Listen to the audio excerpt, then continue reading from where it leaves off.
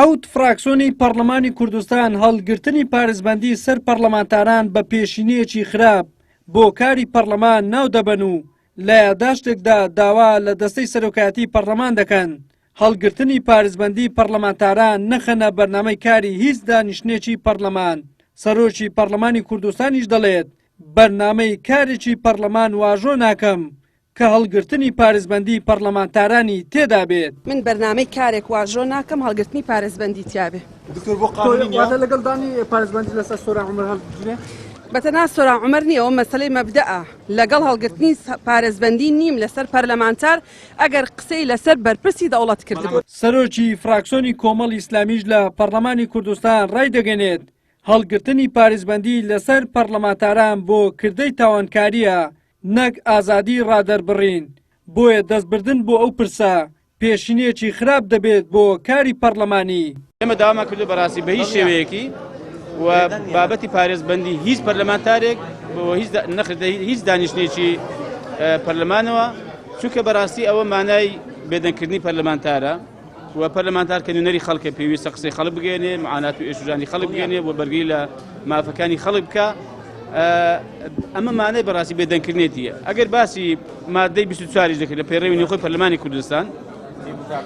کوردستان پەرلەمانتار ئازادە لە قسەکردن و لە ڕادەربڕین و لە گەیاندنی معانات و شوشەکانی خەڵک و تەنها لە کاتی تاوانێکی کەتندا پارێزبەندی لێوەردەگیرێتەوە نەک لە هەر زۆر سکاڵایە کە بکرێ و یەکسەر داوای دابردنی پارێزبەندی لە پەرلەمانتاری کوردستان بکرێت. فراکسیۆنی سەوزیش بە توندی دژی هەڵگرتنی پارێزبەندیە لەسەر سۆران عومەر.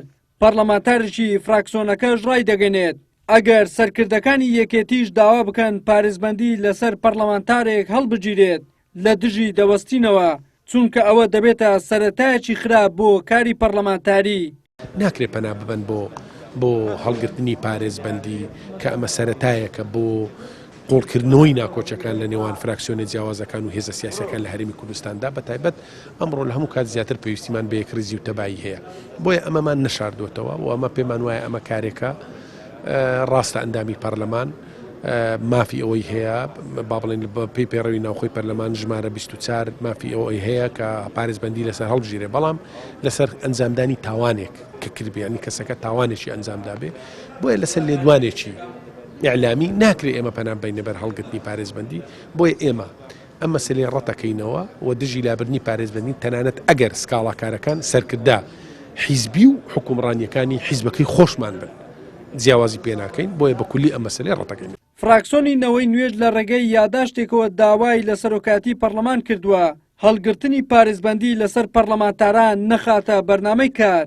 ئێمە وەک فراکسیۆنی نەوەی ئەمڕۆ یادداشتێکمان ئاڕاستی سەرۆکایەتی پەرلەمان کرد دژی ئەوەین کە پارێزبەندی لە پەرلەمانتار وەربگیرێتەوە.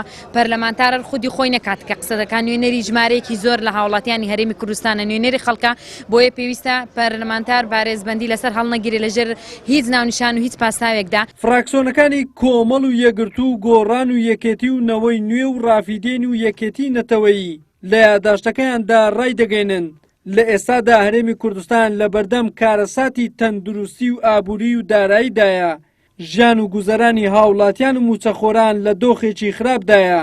خەڵک چاوی لە حکوومەت و پەرلەمانە کە کێشەکان چارەسەر بکات و دەرچەیەک بدۆزێتەوە بۆ چارەسەرکردنیان نەک قوڵترکردنەوەی کێشەکان و ناکۆچی نێوان فراکسیۆنەکان و هێزە سیاسیەکانی کوردستان دروست بکرێت. وەلی سەلیم کەناڵی ئاسمانی پێیام هەولێر.